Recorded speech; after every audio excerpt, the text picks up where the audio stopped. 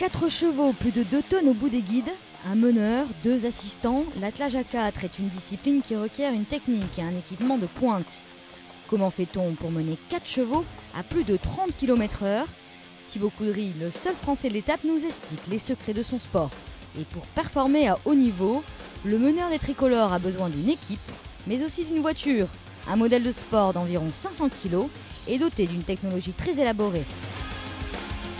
Donc voilà, ça c'est la voiture typique qu'on sert pour les marathons outdoor ou les marathons indoor. Donc là, ça c'est la balance qui permet d'attacher les chevaux de devant.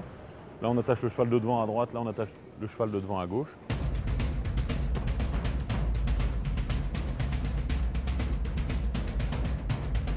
Ça c'est le timon. On a même un frein spécial qui permet d'éviter au timon d'osciller de droite à gauche et donc une meilleure stabilité de la voiture.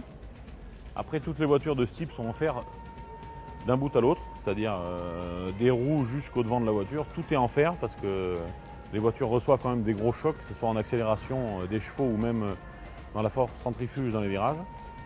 Le timon ici est retardé, donc ce qui permet de mettre le cheval au ras des piquets et la voiture reste, elle, à 10 cm de l'autre côté du piquet. Chaque voiture a des freins à disque. On ne s'en sert pas pour freiner les chevaux, on s'en sert juste pour freiner réellement beaucoup la voiture, parce qu'il ne faut pas que la voiture gêne les chevaux.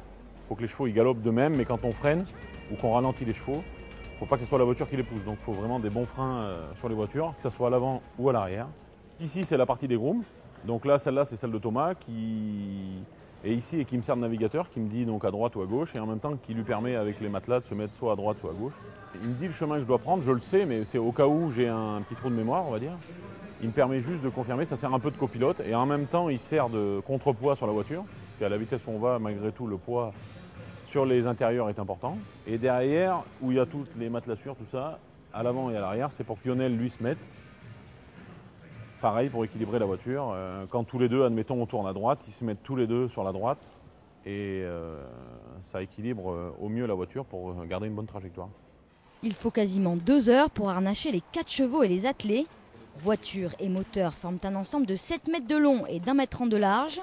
Il faut donc à Thibaut Coudry des codes très précis pour tourner au ras des plots sans commettre de faute.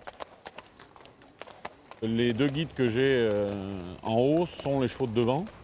Donc pour tourner ceux de devant, comme là par exemple à gauche, il faut faire une boucle sur ceux de devant pour accentuer le virage de ceux de devant et pour pouvoir faire un cercle homogène comme on est en train de faire là.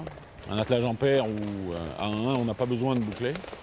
Là, en attelage à 4, on est obligé de faire des boucles sur les chevaux de devant. Tom. Bien.